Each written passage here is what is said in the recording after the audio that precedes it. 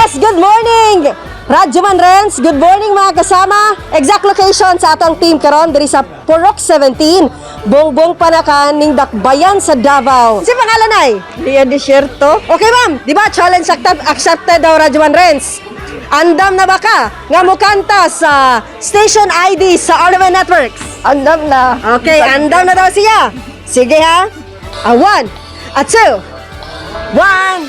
At na makakarating sa tahanan kapaskuhan pagmamahalan, bubuhos ng galak ng tuwa at makakarating sa ang ningning ng kalangitan, hawiin ang lahat na iyo'y makarating. Papaparara para, papaparara para, papaparara para.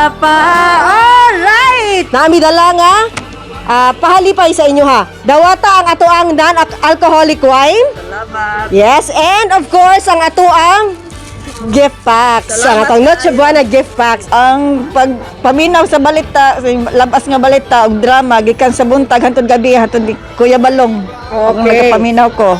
Oo, daghan sa gipaminaw ginawa programa.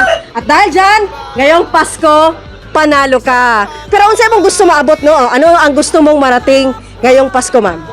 Ang gusto na kong marating, magkatapok akong pamilya, nya mayo pa among lawas kanunay. Oo. Mura na, ma'am.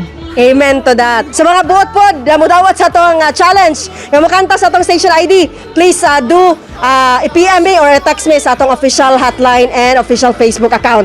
Kauban si Rajman Joel Baray, Rajman Renz, kini si Rajman Aimee Genita, Tatak, RMN.